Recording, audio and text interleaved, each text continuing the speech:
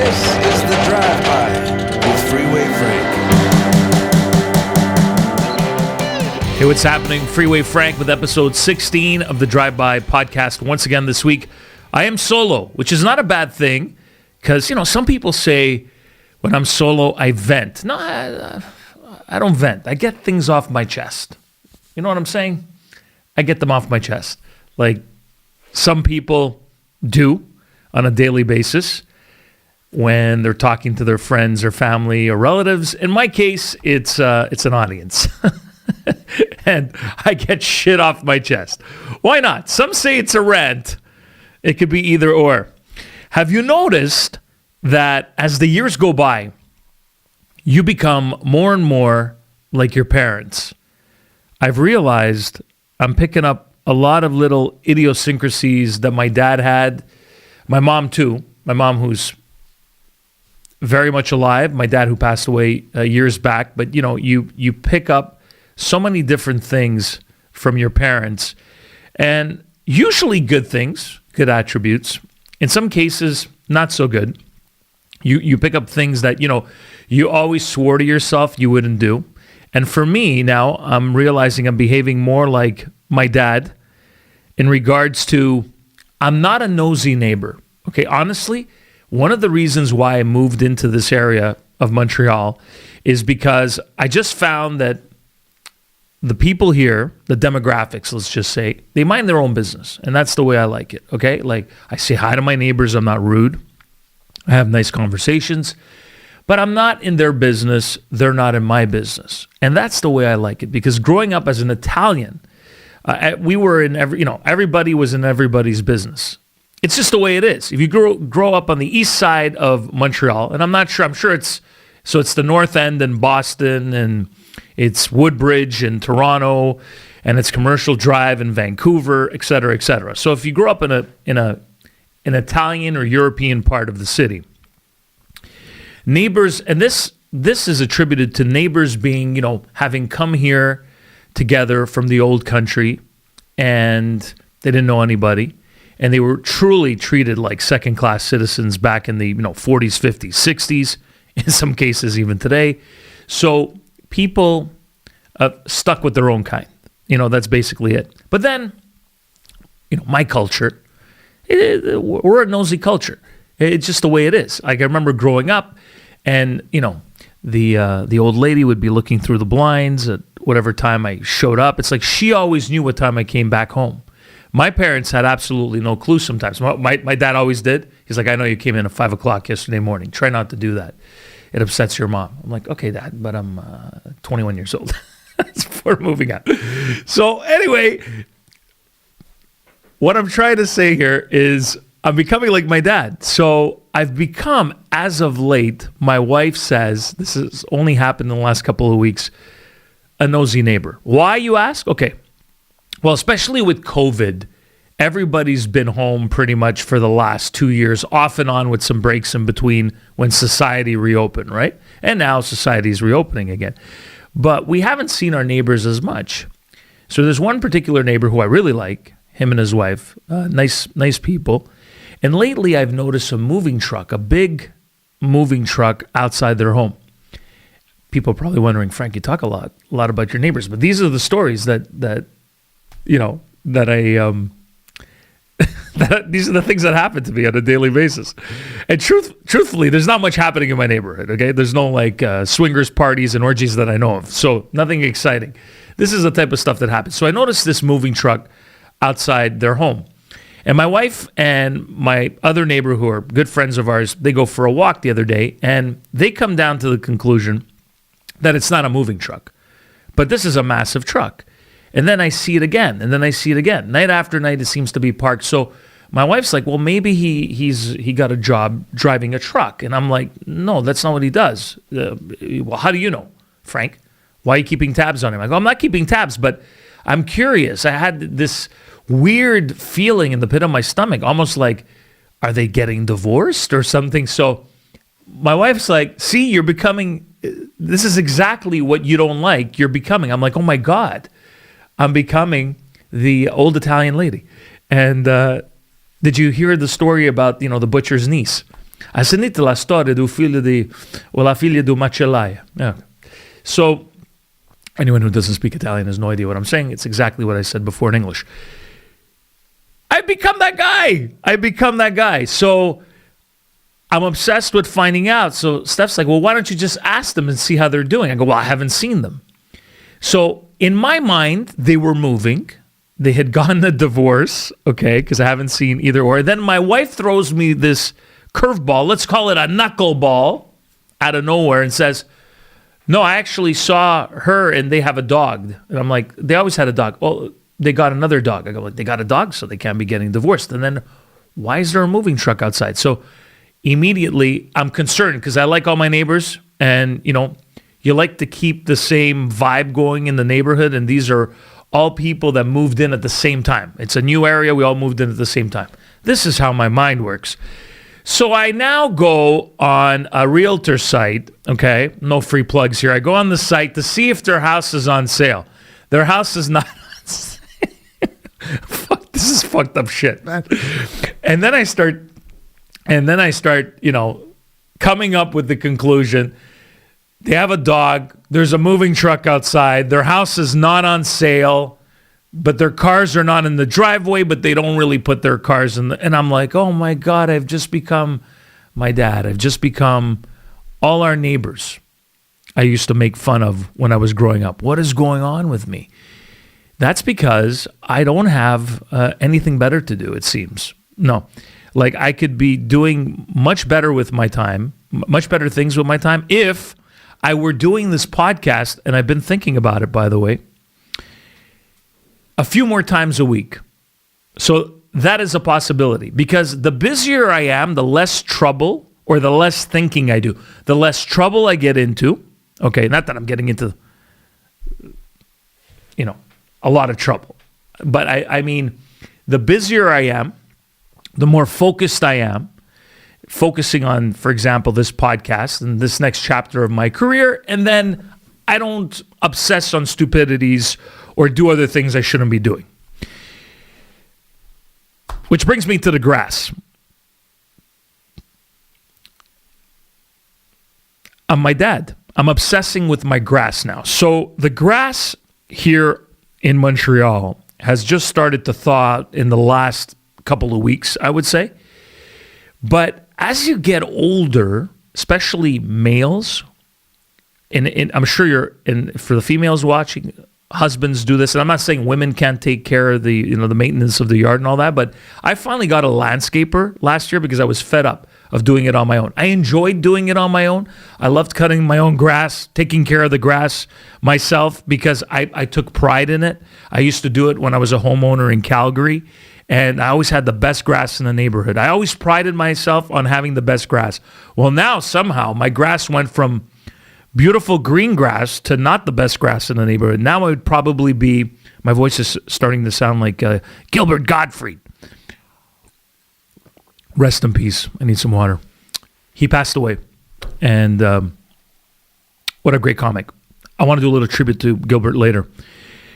But the grass is something that I pride myself, about my grass. And I know a lot of men do this. And so it comes to this time of the year and I obsess. What am I going to do? So this year, I'm going to get the landscapers again, but I'm convinced I have some kind of worms living in my grass, some kind of, I don't know what's going on because it's patchy. Sometimes you see the little fungi rings. I don't know how this happens, but I need somebody obviously to take care of my grass. But the people who come and fix your grass and pretty much, mow it, don't do all the other things.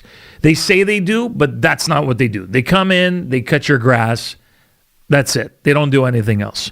So now, being this guy who's, the big nosy neighbor all of a sudden, realizing how everybody has better grass than me. No, that can't happen. So this year, I'm going to be hiring a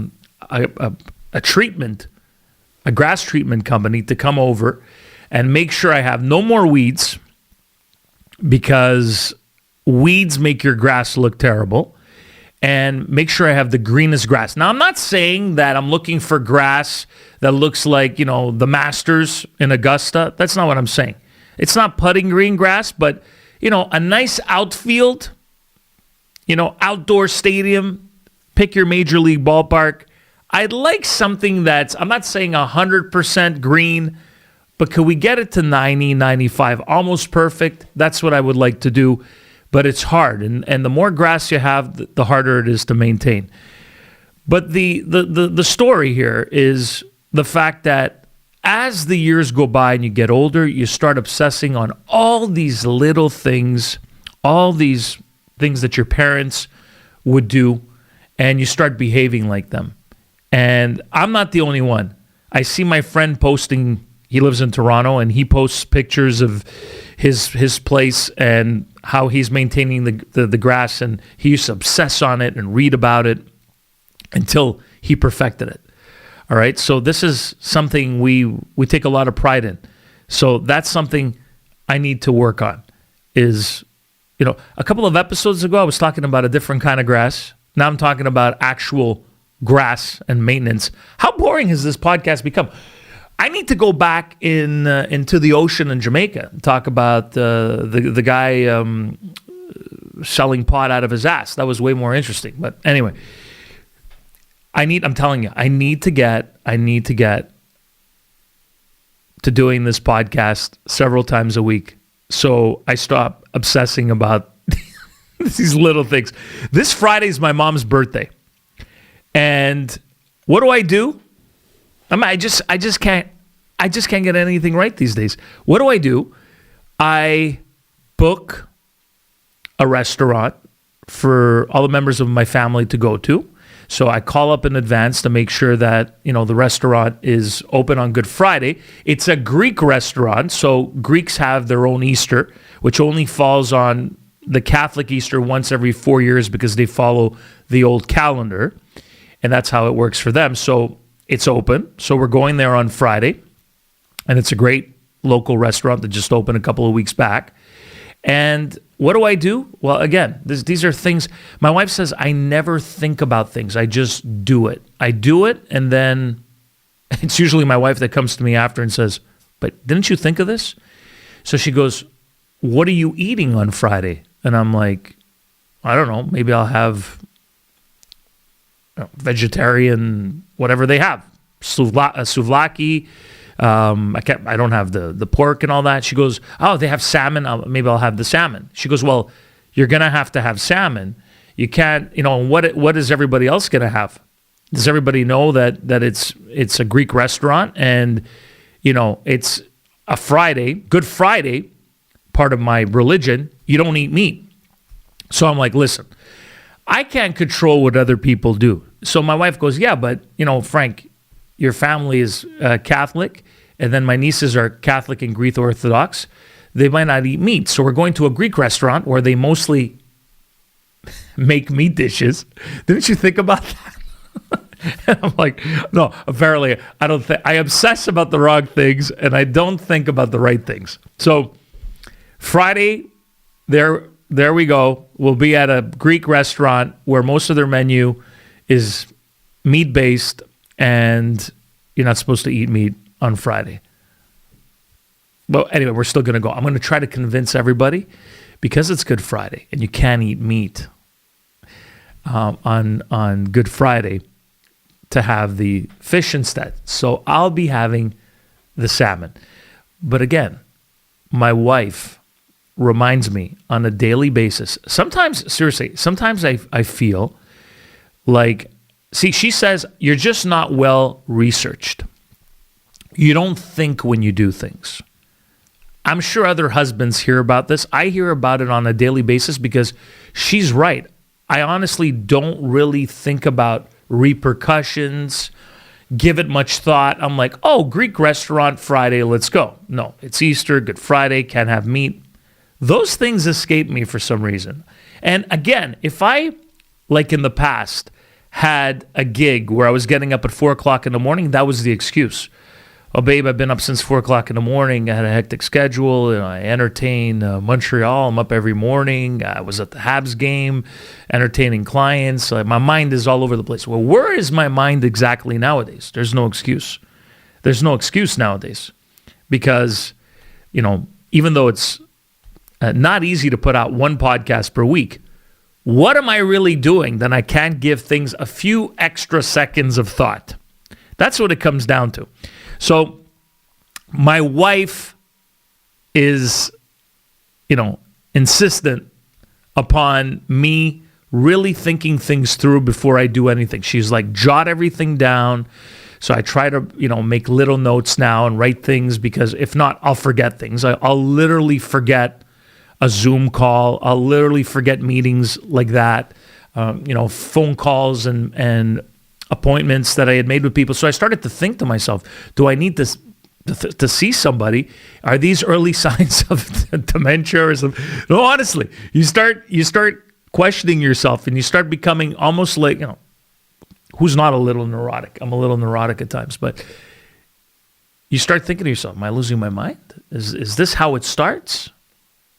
Is there a possibility here? And then I'm like, nah, it's just laziness. That's what it comes down to.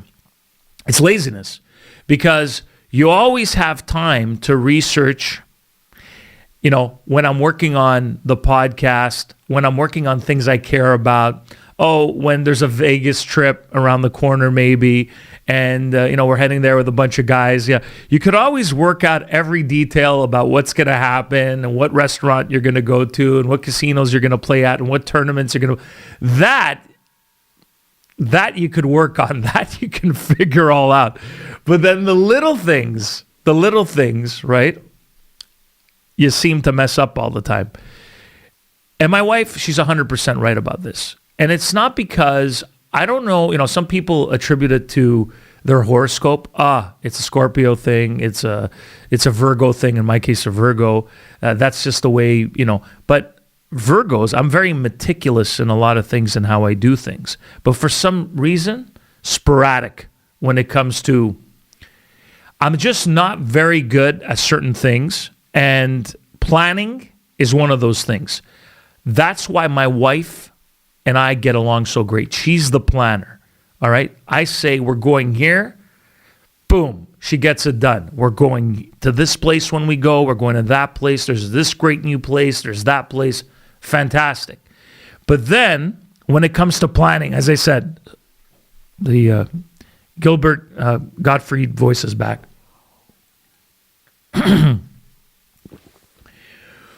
Then when it comes to certain things, planning is everything. You plan things you care about. You don't plan things that, they plan itself. It plans itself out. So she just wants, me to be a lot better at that. She's the planner, as I said. She gets everything done. No matter where we go, she figures everything out. The best restaurants in the cities we're in and all that. She has a gift when it comes to that. Honestly, whenever there's something I need to do that I'm working on, and she works in the legal field, and I know she's meticulous. I'm like, Steph, can you look at this? It's solved. For me, and people like me, we use a different part of our brain, all right? So our minds just don't work that way. That's what I was going to say. When I was building, for example, I was obsessing. When we built our home, I had the privilege of building a home, which was my dream a few years back. I was here. I drove the builder crazy. I was here every single day, not in the way of the people who are bringing up the home, but I was obsessed with all the details because that's what Virgos do. So certain things we obsess on, okay? Certain things that I think it's things that we don't have control. Things we can't control, we want to control. But then things we really don't care about, we let other people do. I think that's what it is. And this house, inside out, I know it. What's in the walls, you name it. How it was put up. I was literally here every day to see it go up. And so, that's what I'm trying to say. It's like when you really care about something and when you really care about certain things, you're going to put effort into it. You're going to put 100%. When you don't care, then you're going to let somebody else do it. That's what it comes down to. So I'm just going to let people do the things that they do best, and I'll stick to the things I know how to do best. What's happening in Shanghai, in China? This is insane. Have you seen this?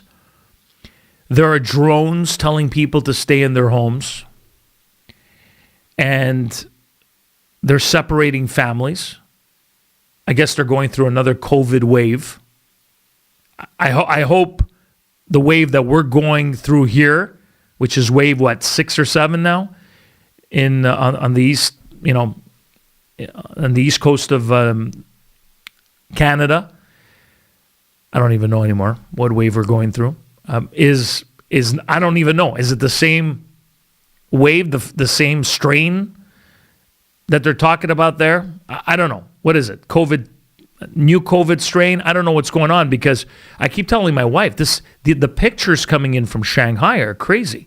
There are drones overhead telling people basically that they need to go, back into their homes. They're separating families from their kids when they come into quarantine. They're putting the kids in one facility that have COVID, the parents in the other. They're killing their family pets. I'm not making this shit up. This is all over the net. You just turn it on, Google Shanghai COVID, you're going to see all these pictures. So then they have these human tongs, where they grab people to separate them and keep them, if they're erratic and getting upset about something, they just keep them in these tongs and move them around like they're puppets, or they're hamburgers you're about to put on a grill. I mean, I don't understand. It's like it's a human tongue. This is insanity. It's crazy. And you see these pictures and you start to get worried, because you're like, is my government going to get any of these crazy ideas and start doing the same thing? I wouldn't put it past them. You don't know anymore.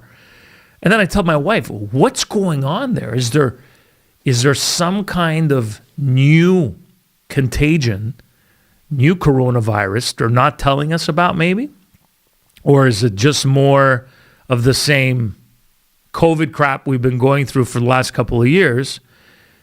Or, as I said, a new deadlier strain that they're not telling us about, and therefore they're hyper obsessed with getting rid of it and keeping everybody distance. And it just doesn't make sense, because based on what we've seen here in North America and in Europe, and what's going on in Shanghai in China, you would think this is something. This is not COVID. This is Ebola. In other words, you get this, you die. But then there are people sharing, social media posts. There's one particular guy I'm following, this Italian guy who's stuck there, and he's like, COVID, Shanghai, camp, day 1, day 2, day 4, and he shows all his roommates in this facility. He's pretty much bunked with and he keeps getting moved around, and he's pretty much bunked with 3 other roommates, and then it's another roommate, and he's showing. They're very funny videos, but they're funny, but they're scary. The scary stuff is what you're seeing on the net that some other people are posting. What he's showing is, well, here's a guy, and he's wearing his mask below his nose, and he's listening to loud classical music. I Can Never Sleep. That's him. And now here's this guy over here, and this guy never wears his mask. Naughty, naughty. And then this guy right over here is, and never talks to me, never even smiles. And then he shows himself. And here I am, trying to figure out what's going on. And then it's time to take a shower, and there's no actual shower head.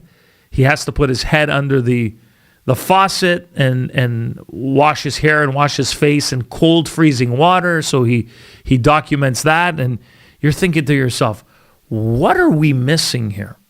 What are we missing? What are we not seeing? Or what are they not telling us? Again, a whole bunch of continued delirium that we've seen And we've seen from China in the past, and even here in North America and Europe, and they're just going through another phase of this craziness? Or is there a strain that we're unfamiliar with that's on its way and coming? I mean, this is scary, right? You start thinking to yourself, what don't we know here? Because why would they be treating their citizens, separating families, killing family pets, dividing people together, warning people with drones overhead that if they leave their homes, they face severe punishment by the Chinese government, whatever that means. That's never a good thing. Unbelievable. We have to keep following those scenes and pictures coming in from there because something just isn't right. And I think I've used that line now in 7 consecutive episodes of this podcast. Something doesn't smell right, doesn't feel right to me at all. And just when you think, oh, the coast is clear, we've turned the corner, we've gone on to a new chapter, we've moved on, you start seeing these scenes from overseas, and you start shaking your head going, but what world do we live in here? What mess of a planet do we live in? We're all the same. We're all humans and we're all people, but why are some governments and why are some people behaving so irrationally based on what we know already of COVID? Or is this something that we don't know? I turned off the heat here in my studio. The heat, that's right. Yesterday, all my thermostats were turned off. And then my wife turned on the thermostat. It got a little cooler last night. This is the time of year where you don't know what the hell to do anymore. So I turned off the one here in the studio because it was starting to get hot. But it's the time of the year, the first couple of weeks of April, you don't know whether you're coming or going. Am I wearing a jacket? Am I not? Am I still wearing the winter jacket? Am I the fall jacket? And then yesterday I went out to maintain my grass and figure out what I was going to do with it. And I'm wearing a t-shirt and the sun is blistering on your face and you're like, we're almost there. You can smell it. It's in the air, right? Summer's around the corner. Everything is blooming. Everything is, and then it gets cooler. You're in your home and you're cold. Your wife turns on the thermostat, and this is another thing I obsess with. You shouldn't let these little things mess with your head. I obsess. I'm like, why are we still turning on the heat? Why are we still turning on the heat almost 2 weeks into April? No, not going to do it. Not going to do this. I end up doing it. I bring it down. Steph sometimes brings it up. Then I walk into the living room. It's cold. My wife's like, where are you going? Upstairs. I'm going to get a sweater. She's like, you're cold? There you go. You don't turn off the heat yet. I'm sure you face this dilemma in your household. I'm sure, and it's not necessarily always the man that is overheating, and the woman that is always cold. It goes the other way around too. There's no doubt about it. There are men who feel cold, and there are women who overheat. But it's that time of the year. We're at the turning point right now, and I just, you just can't wait to get a couple of weeks more into this, so you could get rid of all that stuff because you feel ridiculous. Like over the weekend, I'm doing a gig. And, I'm like, do I wear my winter coat? I'm going to look like an idiot. No, I'm just going to wear my suit jacket, and then I'm just going to run in quickly. And then you're cold as you're running in, and then you leave later at night, and you're really freezing because it's almost 0 degrees. Going to wrap it up here with 3 incredible comedians we said goodbye to already this year. Louis Anderson, in no particular order. I believe it was Bob Saget before. Louis Anderson, another great comic. And now Gilbert Gottfried, who passed away yesterday. At the timing of this podcast, he passed away yesterday. Gilbert, who rose to fame with his, some would call grating voice, but it worked for him. And he was crude at times, but a funny guy.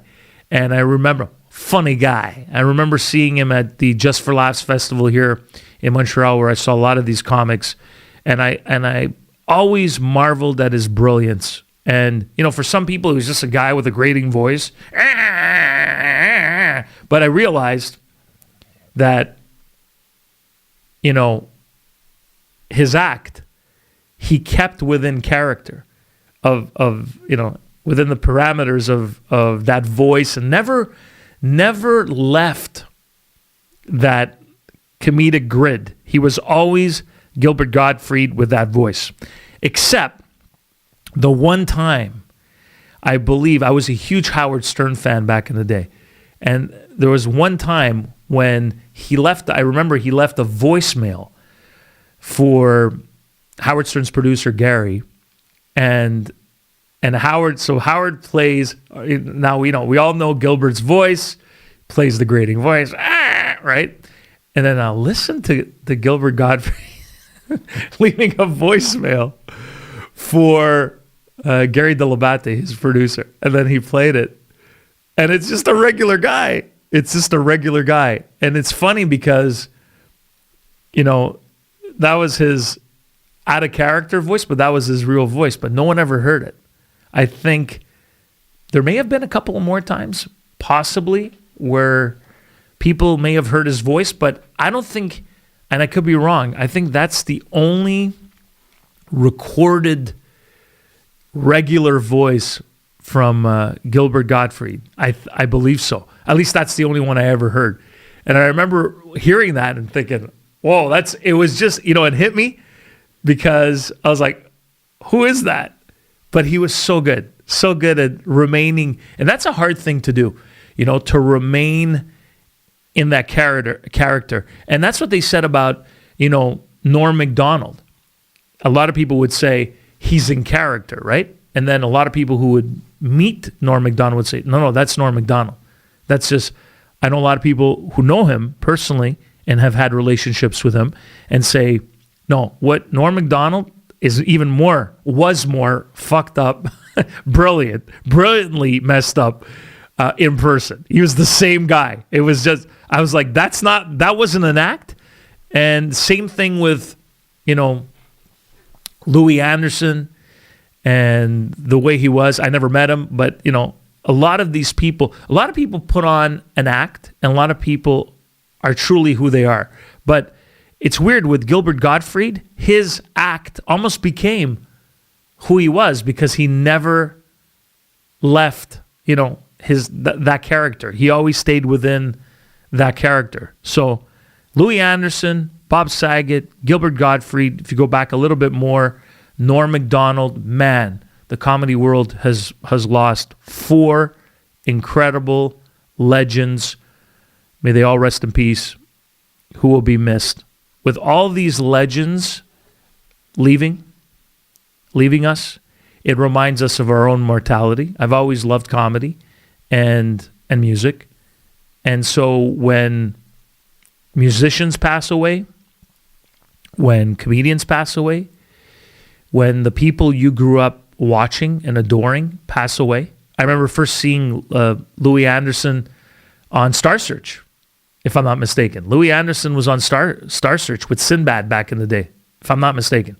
I remember seeing Gilbert Gottfried on Beverly Hills Cop. If I'm not wrong, he was on the first one, which was released, the very first one, where he played a lawyer, if I'm not mistaken.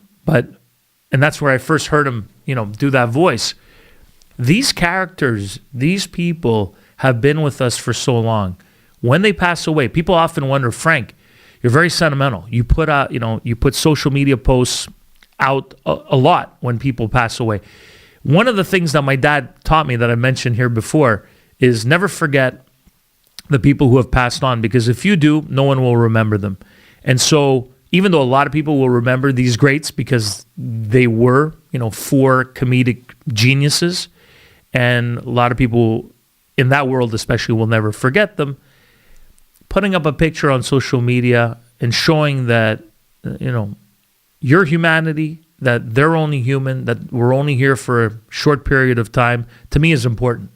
So all these guys meant a lot to me. And it only makes you realize, I know this is depressing, but it only makes you realize that time is all we have.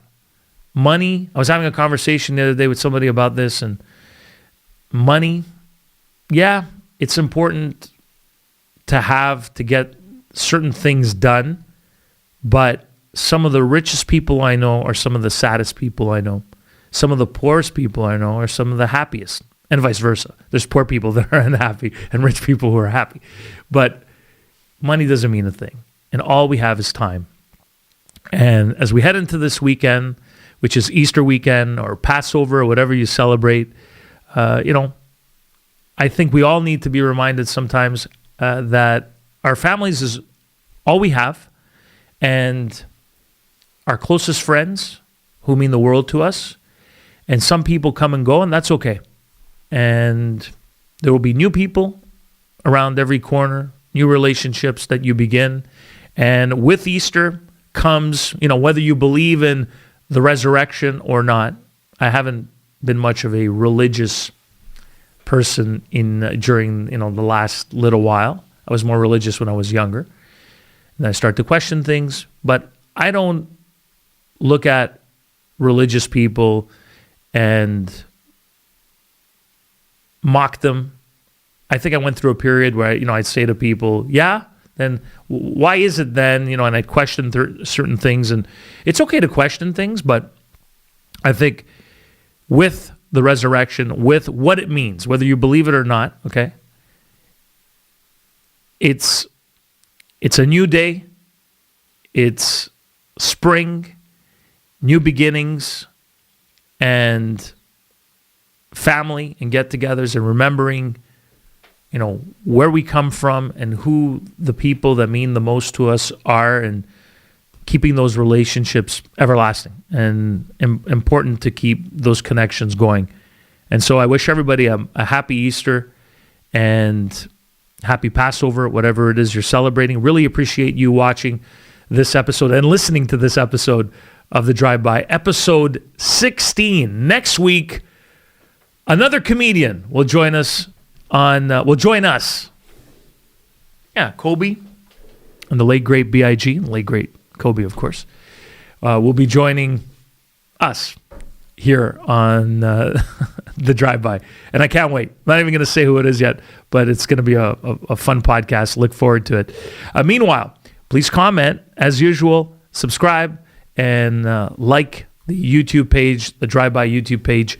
And thanks for listening across all platforms, wherever you get your favorite podcast. Thank you so much. Appreciate it. We'll see you again next week.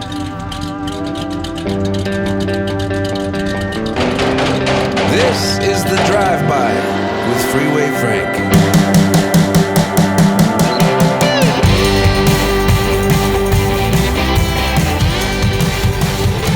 Watch all episodes of The Drive-By on YouTube. Listen in on Spotify, Apple, Google, Amazon, Podbean, and tune in.